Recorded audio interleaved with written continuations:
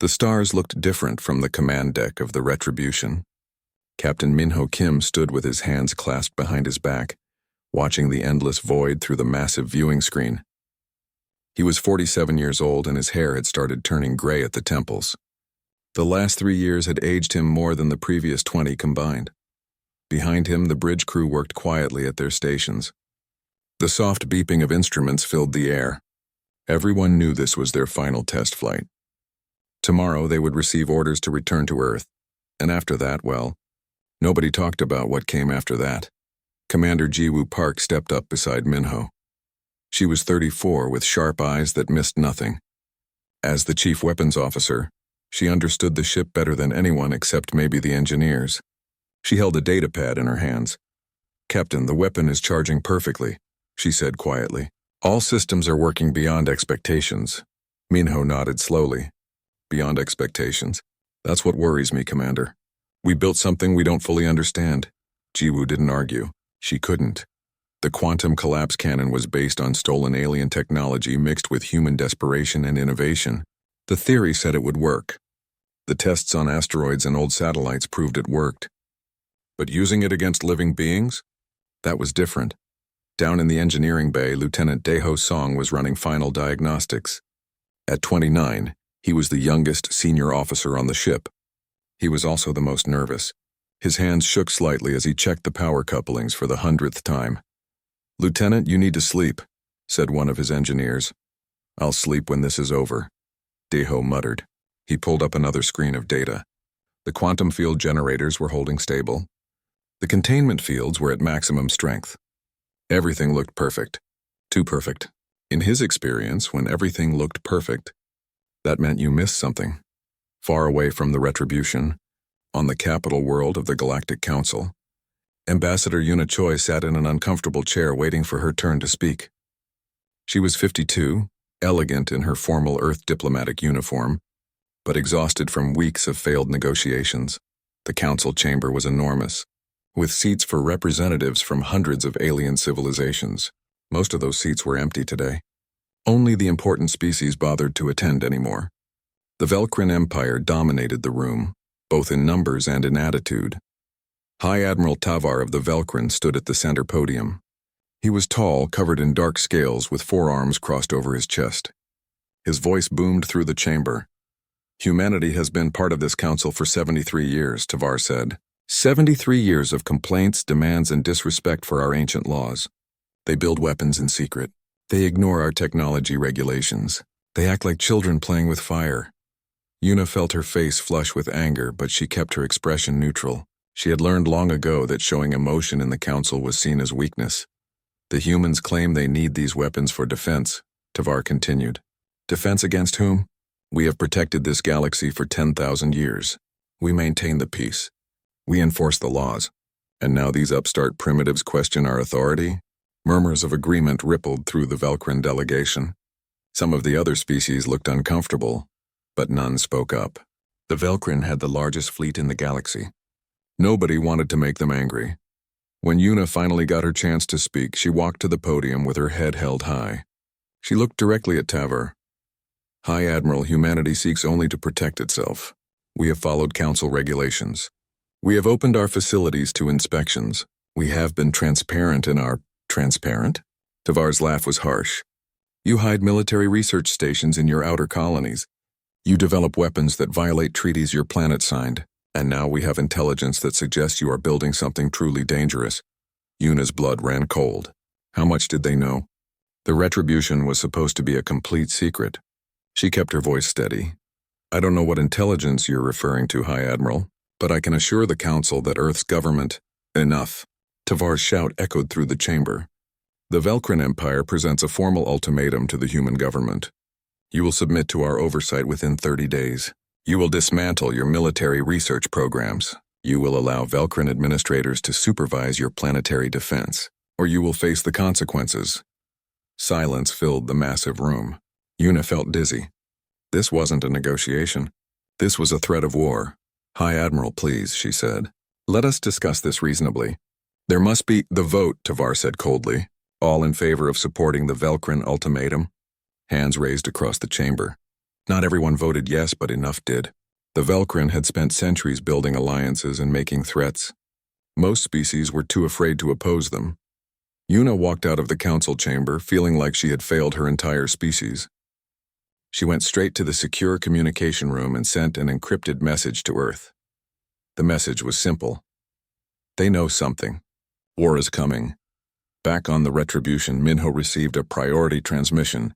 He read it twice, then called his senior officers to his ready room. Jiwoo and Daeho arrived within minutes. Orders from Earth, Minho said quietly. We're to maintain radio silence and wait for further instructions. The Velcrin have issued an ultimatum. What kind of ultimatum? Jiwoo asked. The kind that means we need to be ready to use this ship, Minho said. He looked at both of them. I need to know right now if you're prepared for what that means. Daeho swallowed hard.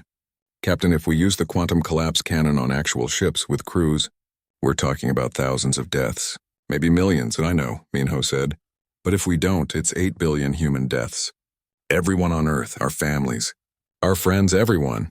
Jiwoo stood up straight. I'm ready, Captain. We all knew this might happen when we volunteered. Daeho nodded slowly. The weapon will work. I'll make sure of it. Minho felt the weight of command settle even heavier on his shoulders. He dismissed them and sat alone in his ready room, looking at pictures on his desk. His wife, his daughter, both back on Earth waiting for him to come home. The Retribution drifted silently through deep space far from any inhabited system. It looked like just another human exploration vessel from the outside, but inside it contained the most dangerous weapon ever built by humanity, a weapon that violated every treaty, every law, every moral guideline the Galactic Council had established over millennia. And in 30 days, the Velcrin would bring their entire fleet to Earth's doorstep to enforce their ultimatum. They expected humanity to surrender. They expected fear and compliance. What they would get instead was the Retribution. 28 days passed like a countdown to doomsday. On Earth, people watched the news constantly. Every channel showed the same thing. Experts debating whether humanity should surrender or fight. Most said surrender was the only logical choice. Fighting the Velcrin Empire was suicide. President Jun-Ho Lee sat in the command center deep below the capital city. He was 60 years old with deep lines in his face from stress. Around him, screens showed every defense platform, every ship, every weapon Earth possessed. It wasn't enough. Not even close.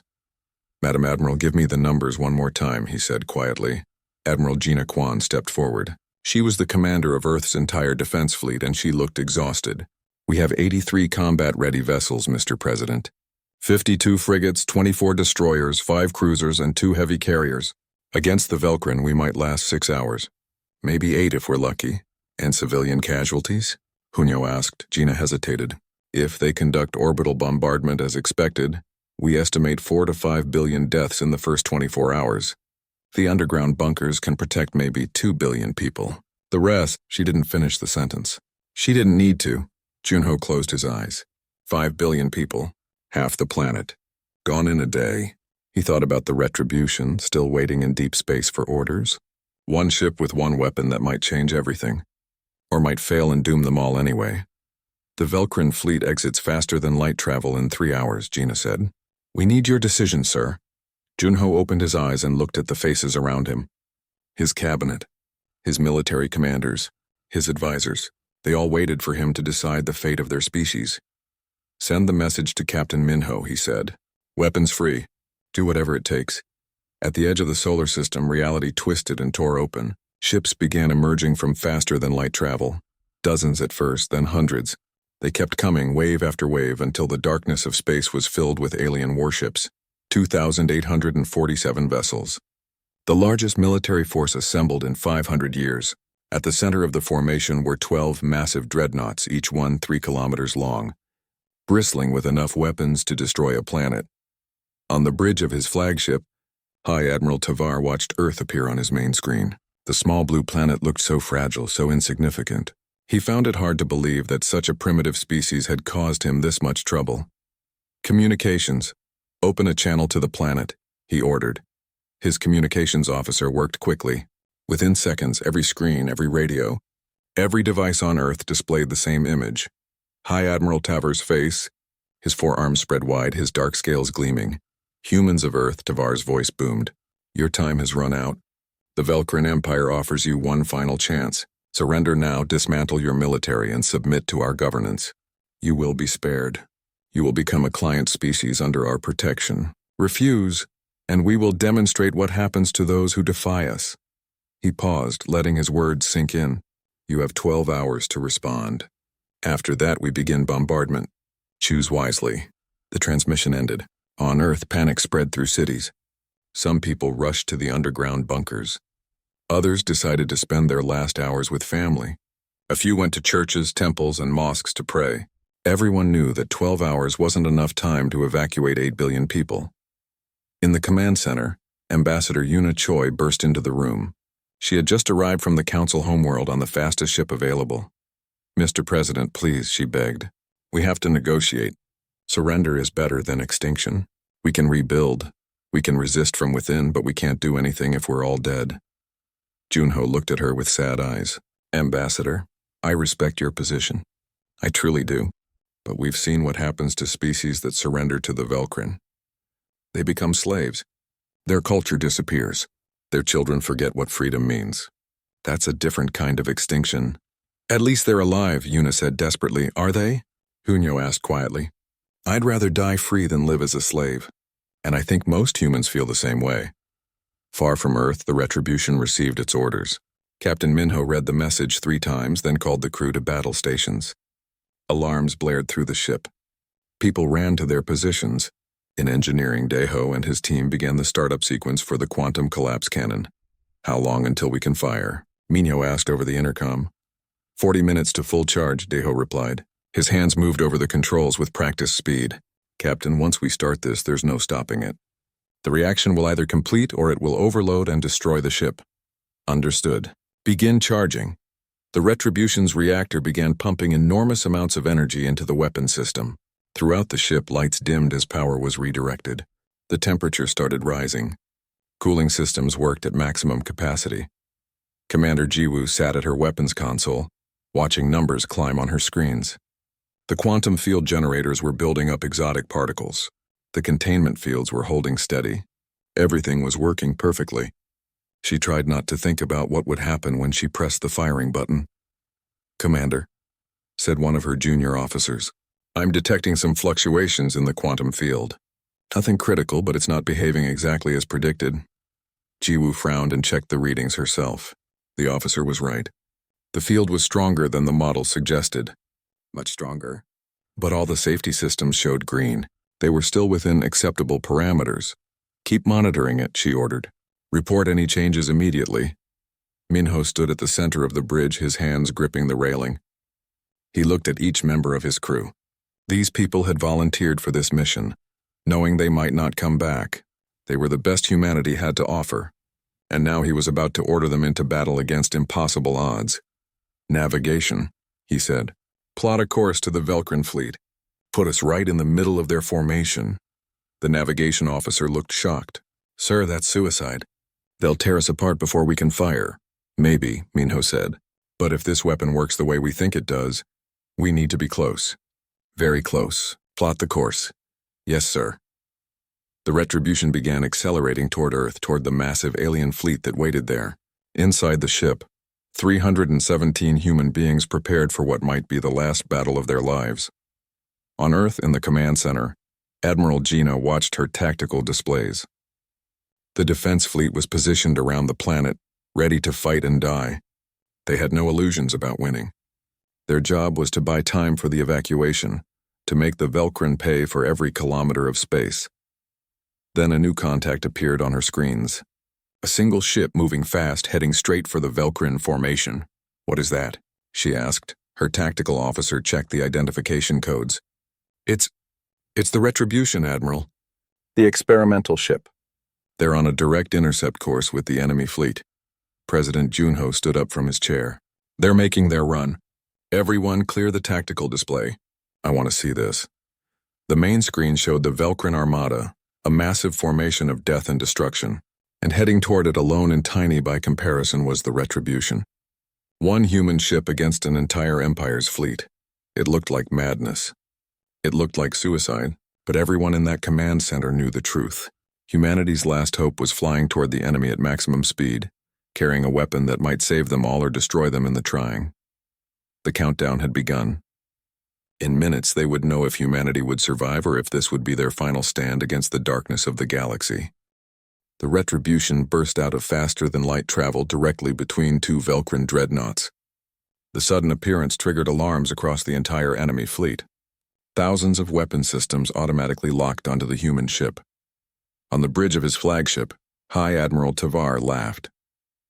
"A single ship? They send one ship against my armada? These humans are even more foolish than I thought." "High Admiral," his tactical officer said nervously. "That ship, it's not in our database. We've never seen this design before." Tavar waved a dismissive hand. "It doesn't matter. Prepare to destroy it, but wait for my command. I want to hear what they have to say first." This should be amusing. Captain Minho stood tall on the bridge of the Retribution. Around him, his crew worked with silent efficiency. They all knew what was coming. The weapons charging indicator showed 97%. "Just a few more seconds. Open a channel to the Velcrin flagship," Minho ordered. His voice was steady, showing none of the fear he felt inside. The communication link established instantly. High Admiral Tavar's face appeared on the screen, his expression one of smug superiority. "I am Captain Minho Kim of the Earth vessel Retribution," Minho said clearly. "I'm here to deliver humanity's response to your ultimatum." Tavar smiled, showing rows of sharp teeth. "And what is your response, Captain? Surrender? Or do you plan to ram my ships with your pathetic little vessel?" "Neither," Minho said. "We will not surrender. We will not submit. And we will not be forgotten." Tavar's smile faded. "Then you will die. All of you. Your planet will burn. Your species will become a cautionary tale for others who think to defy us." "Maybe," Minho said quietly, "but you won't be alive to see it." He cut the transmission and turned to Commander Jiwoo. "Status of the weapon?" 100% charged, Captain," Jiwoo replied. Her hands hovered over the firing controls. "All systems ready. We can fire on your command." Minho looked around the bridge one last time. He saw determination on every face. Fear too, but controlled fear. Professional fear. These people trusted him to make the right choice. "All hands," he said over the ship-wide intercom. "This is the captain. In a few seconds, we're going to fire the quantum collapse cannon. We don't know exactly what will happen. But we do know that whatever comes next, we stood up for humanity. We fought back, and we made them respect us. It has been an honor serving with you all." The Velcrin fleet opened fire. Thousands of plasma bolts and energy beams lanced through space toward the Retribution. The ship's shields flared bright blue as they absorbed the incoming fire. Damage reports started flooding in. "Shields at 60%, called out the defense officer. "We can't take much more of this, Captain." "Commander Jiwoo," Minho said calmly. "Fire!" Jiwoo pressed the firing button. For a moment, nothing happened. Then the Retribution began to glow with an eerie blue-white light. The light grew brighter and brighter until it was painful to look at. Every screen on the bridge dimmed automatically to protect the crew's eyes. Down in engineering, Daiho watched his instruments with wide eyes. The power readings were off the scale. The quantum field was expanding faster than the models predicted. Much faster. "Sir, the field is propagating beyond expected parameters," he said into his communicator. "It's going to be bigger than we thought." But there was no stopping it now. The quantum collapse wave erupted from the Retribution in all directions, expanding at the speed of light. It was invisible to the naked eye, but every sensor in the fleet detected it immediately. The wave touched the nearest Velcrin dreadnought first. For 1 microsecond, nothing appeared to change. Then the ship's hull began to shimmer, like heat waves rising from hot pavement. The metal started to lose definition, its edges becoming blurry and uncertain. Inside the dreadnought, crew members watched in horror as their hands became transparent. They tried to scream, but their vocal cords were already breaking down at the atomic level. The ship's reactor, its weapons, its armor, everything began to come apart. The quantum collapse effect didn't explode things. It didn't vaporize them. It simply made matter forget how to stay together. Atoms lost their bonds. Molecules drifted apart. Within 2 seconds, the 3-kilometer-long dreadnought became a cloud of individual particles, spreading out into space. But the wave didn't stop there. It jumped to the next ship and the next and the next. Like a disease spreading through the fleet, the quantum collapse effect propagated from vessel to vessel wherever they were close enough together, and the Velcrin formation was very tightly packed. On his flagship, High Admiral Tavar finally understood what was happening. He saw his fleet dissolving around him, ship after ship simply ceasing to exist. He opened his mouth to give orders, to call for retreat, to do something, anything. But the wave reached his ship before he could speak. His last thought was simple and terrible. The humans had created something that should never have existed. And now it was too late to stop it. Impossible, he whispered. Then he too became nothing more than scattered atoms. The entire process took 3.7 seconds. 2,847 warships. Over 4 million Velcrin warriors. 12 massive dreadnoughts. Hundreds of cruisers, destroyers, support vessels. All of them simply unmade at the atomic level. Where the largest military fleet in 500 years had been, there was now only an expanding cloud of subatomic particles. No wreckage. No survivors. Nothing but the faint glow of matter that had forgotten how to exist. On Earth, in the command center, everyone stared at their screens in absolute silence. The tactical display showed the enemy contacts winking out one by one. The process was so fast that it looked like someone was simply erasing them. What just happened? Someone whispered. Admiral Gina checked and rechecked her instruments. The Velcrin fleet? It's gone, all of it. There's nothing there. Just debris at the molecular level. President Junho sat down heavily in his chair. They had won. One ship had destroyed an entire armada. Humanity was saved. But the cost, he couldn't even imagine what 4 million deaths felt like. What they had done was terrible and necessary and would haunt them forever. On the Retribution, the lights came back on slowly. The ship had gone completely dark after firing. Every system shut down to protect against feedback. Now emergency power was bringing them back online. Report, Minho said quietly. Main reactor is offline, said the engineering officer. Life support is running on batteries. We have maybe 72 hours of air. No propulsion, no weapons, no faster-than-light drive. And the enemy fleet? Minho asked, though he already knew the answer. He had watched it happen on the view screen. Gone, sir, the tactical officer said. All contacts eliminated. No survivors detected. Commander Jiwoo stared at her console, her hands shaking. She had pressed the button. She had killed 4 million beings with one action. The weight of it felt like it was crushing her chest. Minho walked over and put a hand on her shoulder. You did your duty, Commander. You saved 8 billion people. Never forget that. How do we live with this? She asked quietly. One day at a time, Minho said. Together. The Retribution drifted silently in space, its crew alive but changed forever by what they had done. They had destroyed an entire armada in seconds. They had saved their world. And now they would have to learn to live with the consequences of being the most feared humans in the galaxy. The news spread across the galaxy at the speed of faster-than-light communication. An entire Velcrin armada destroyed in seconds, by a single human ship, using a weapon that had been banned for thousands of years. On the Council homeworld, emergency sessions were called immediately. Representatives from hundreds of civilizations gathered, all talking at once. Some were terrified. Others were grateful. A few saw opportunity in the chaos. Ambassador Yuna Choi stood in the center of the storm.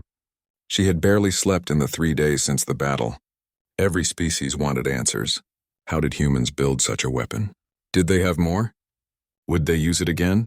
The oldest species in the Council, the ones who had been around during the ancient wars, recognized the quantum collapse signature immediately. Their representatives approached Yuna with expressions that mixed fear and anger. Do you understand what you've done? Asked Elder Krim of the Torvin Collective. His species was over 40,000 years old, one of the first to achieve space travel. That technology was banned because it nearly destroyed our entire civilization. Billions died before we found a way to stop it. Yuna bowed her head. We didn't know. We found fragments of ancient technology and reverse-engineered it. We were desperate. The Velcrin were going to destroy us. Ignorance is not an excuse, Krim said coldly. You have proven yourselves dangerous. Many here believe Earth should be quarantined, cut off from the rest of the galaxy until you can prove you won't use such weapons again. But not everyone agreed. Representatives from smaller civilizations, ones that had suffered under Velcrin rule, had different opinions. A young ambassador from the Helkin world stepped forward. The Velcrin killed millions of my people over the last century, she said. They took our resources, enslaved our workers, and threatened us with extinction if we resisted. The humans did what none of us had the courage to do. They fought back. At what cost? Elder Krim demanded. 4 million Velcrin died. Not just soldiers, but engineers, medics, support staff. Many had families. The humans didn't just defeat an army. They committed genocide on an industrial scale. The argument continued for hours. Una defended Earth's actions while acknowledging the terrible price. She proposed transparency, inspections, and treaties. Some species listened. Others wanted nothing less than Earth's complete surrender of all military technology. Meanwhile, in the Velcrin Empire itself, chaos was spreading. High Admiral Tavar had been their supreme military commander. With him and the entire armada gone, there was a massive power vacuum. Younger Velcrin leaders began questioning everything their civilization had believed. General Kavros, one of the few high-ranking Velcrin who had opposed Tavar's aggressive policies, called a meeting of surviving military commanders. They gathered in what remained of their government, all of them shaken by the magnitude of the loss. We lost our entire Third Fleet, Kavros said quietly. 2,000 ships and 4 million of our people. Gone in seconds. Because we underestimated a species we considered primitive. We should strike back, said one of the younger commanders. Gather our remaining forces and destroy Earth before they can use that weapon again. With what? Kavros asked. Our second fleet is spread across 50 star systems. It would take months to gather them. And who's to say the humans don't have more of these weapons? Or worse, that they've learned from this battle and made improvements? The room fell silent. The truth was obvious to everyone. The Velcrin Empire's reputation as the dominant military force was shattered. Other species would see their weakness. Some might even attack, seeking revenge for centuries of oppression. We need to negotiate, Kavros said. Not from a position of strength, but from a position of mutual survival. The humans proved they can destroy us. We need to prove we can coexist. Back on Earth, rescue ships reached the Retribution on the 4th day. The crew was tired, low on air, and emotionally exhausted. But they were alive. Captain Minho was the last to leave his ship. He stood on the bridge one final time, looking at the empty command chair.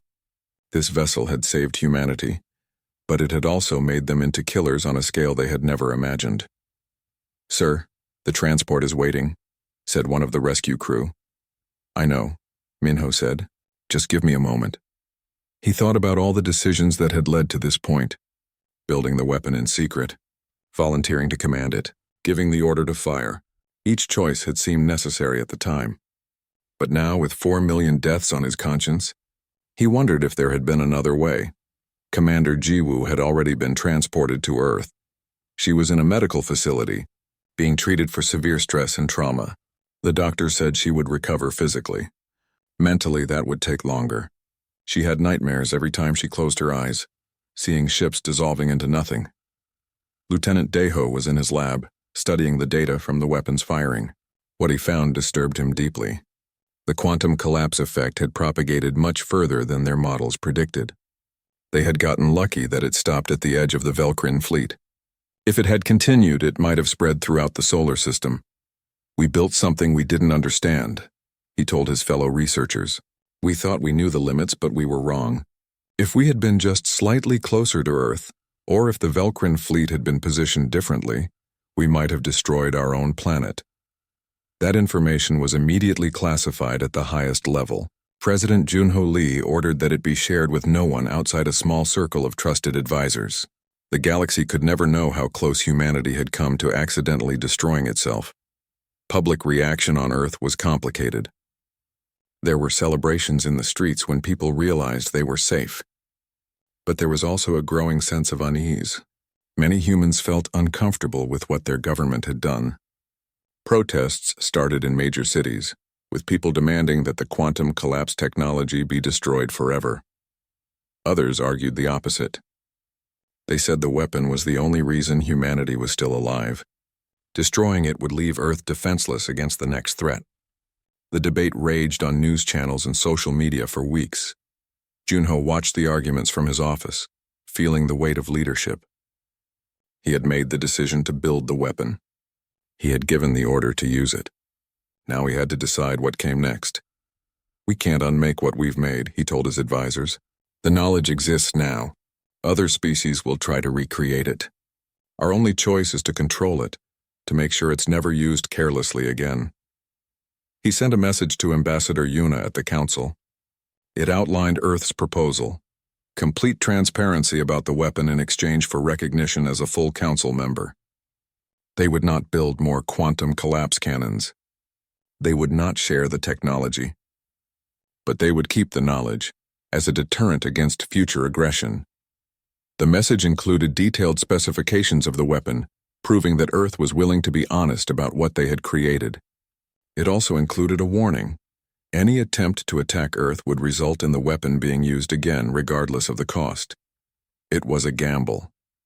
Some species might see it as a threat and attack preemptively. Others might respect the honesty and negotiate. But doing nothing was not an option. The galaxy had changed forever the moment the Retribution fired its weapon. Humanity had proven they could defend themselves. Now they had to prove they could be trusted with the power they had unleashed. The next few months would determine whether they became respected members of the galactic community or pariahs feared by all. Captain Minho, Commander Jiwoo, and Lieutenant Daeho would carry the burden of their actions for the rest of their lives. They had saved their species, but at a cost that would haunt them forever. They were heroes to some, monsters to others. To themselves, they were simply people who had done what seemed necessary in an impossible situation. The story of the Retribution was just beginning. The battle was over, but the consequences would last for generations.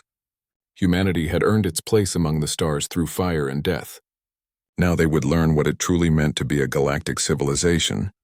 6 months after the battle, representatives from 37 civilizations gathered on Earth for the most important negotiations in galactic history. The meeting took place in New Geneva, a city rebuilt after the First Contact War as a symbol of humanity's determination to survive. Ambassador Yuna Choi led the human delegation. She looked different now, older somehow, though only half a year had passed. The weight of representing her entire species had changed her. She dressed in a simple but elegant suit, wearing no jewelry except a small pin showing Earth from space. The negotiations began in a massive conference hall built specifically for this event. Translators worked constantly, converting dozens of languages into forms everyone could understand. The air was tense with the knowledge that these talks would determine humanity's future. Elder Krim of the Torven Collective spoke first. His voice was calm but firm. "We are here because humanity has demonstrated both great power and great danger. They saved themselves from the Velkrin, yes, but they also proved willing to use weapons that threaten the stability of our entire galaxy." General Kavros, representing what remained of the Velkrin government, spoke next. It took courage for him to come to Earth, to face the species that had destroyed his fleet. But he spoke with dignity. "My people made terrible mistakes," he said. "We became arrogant. We thought our age and our power made us superior. The humans taught us that technological superiority means nothing against determination and innovation. We cannot undo what was done, but we can learn from it." The Helkan ambassador stood, her small frame rigid with emotion. "Some of you speak of humanity's danger. But where were you when the Velkrin threatened us? When they enslaved our people? When they took our resources and left us to starve? The humans did what the Council should have done decades ago. They stopped a tyrant." Arguments erupted across the hall. Some species demanded that Earth surrender all weapons technology immediately. Others insisted that humanity had acted in self-defense.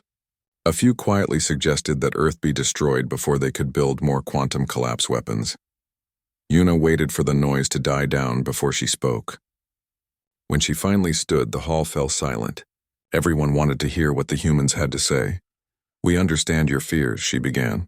"We share them. The weapon we built terrifies us as much as it terrifies you.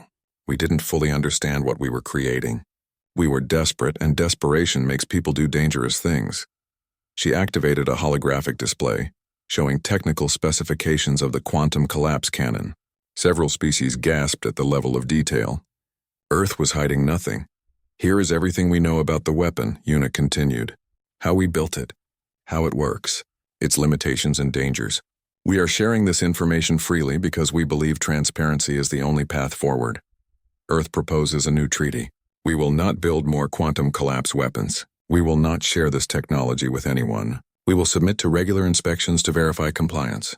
In exchange, we ask for recognition as full members of the Galactic Council, with equal voting rights and protection under Council law. But, she said firmly, we will not surrender the knowledge. We cannot unmake what we have learned, and we reserve the right to defend ourselves if attacked. The weapon exists in our archives, in our computer systems, in the minds of our scientists. That cannot be changed. The only question is whether we can trust each other enough to move forward. The negotiations lasted for months. Every detail was debated, argued, and refined. Some species walked out in protest. Others joined the talks late, after seeing which way the tide was turning. Slowly, painfully, a consensus emerged. The Treaty of New Geneva was finally signed by representatives of 94 civilizations. It established humanity as a full council member. It created new restrictions on weapons development that applied to all species, not just Earth. It set up inspection protocols and dispute resolution mechanisms. Most importantly, it acknowledged that power without trust led to tyranny. But trust without power led to vulnerability. As part of the treaty, Earth agreed to dismantle the Retribution under galactic supervision. The process took 3 months. International inspection teams documented every component as the ship was carefully taken apart. The quantum collapse cannon was separated into pieces and stored in secure facilities across multiple star systems, ensuring no single entity could rebuild it. Captain Minho watched the dismantling from a viewing platform. He had retired from active service, unable to command another ship after what the Retribution had done. Now he worked as an advisor to Earth's Defense Ministry, helping prepare younger officers for a galaxy that viewed humanity very differently than before. It feels wrong, seeing her come apart, said Commander Jiwoo, standing beside him. She had accepted a position at the newly created Institute for Responsible Weapons Development. Her job was to ensure humanity never again created something they didn't fully understand. The ship saved us, Minho said quietly. But it also changed us. Maybe it's better this way. Let it become history instead of a temptation. Jiwoo nodded. She still had nightmares about pressing the firing button, but therapy was helping. She had learned to channel her guilt into productive work, developing safeguards and ethical guidelines for future research. It didn't erase what she had done, but it gave her purpose. Lieutenant Deho had thrown himself into theoretical physics. His research into quantum mechanics had led to several breakthroughs that benefited all of humanity. He refused any awards or recognition, saying he was simply trying to balance the scales. His work had helped create a weapon that killed millions. Now he wanted his work to help save lives instead. 5 years passed. The galaxy settled into a new balance. The Velcrin Empire reformed itself, adopting more democratic processes and abandoning its aggressive expansion policies. Former Velcrin territories either gained independence or negotiated better terms as equal partners. Humanity became a major player in galactic politics. Other species still viewed humans with a mixture of respect and caution. They had proven themselves dangerous when threatened, but also capable of restraint and cooperation. Young humans could now travel to alien worlds for education and work. Cultural exchanges flourished. Trade agreements brought prosperity. A memorial was built in orbit around Earth at the exact location where the Retribution had fired its weapon. It was a massive structure, visible from the ground on clear nights. The memorial listed the names of all who died in the battle, both human crew members who had served on defense vessels and the 4 million Velcrin who had perished in the quantum collapse. The inscription was written in 50 languages. From destruction, understanding. From understanding, peace. On the 5th anniversary of the battle, a ceremony was held at the memorial. Representatives from dozens of species attended, including General Kavros of the Velcrin. He had become an advocate for peace, working to rebuild relationships between his people and the rest of the galaxy. Captain Minho stood before the memorial with Ambassador Yuna. They were both older now, marked by time and experience. But they had survived, and more importantly, they had helped build something better from the ashes of war. "Do you have regrets?" Yuna asked quietly. Minho looked at the names on the memorial, row after row of Velcrin who had died following orders, just like his own crew. "Every day," he said, "I regret that we had to choose between extinction and becoming killers. But given that choice, I would make the same decision again. We survived. Now we must be worthy of that survival. Are we? Yuna asked. Worthy, I mean. Minho watched a group of human children on a school trip, pointing excitedly at the memorial while their alien classmates listened to their teachers explain the history. We're trying, he said. That has to count for something. General Kavros approached them, moving slowly on his aging limbs.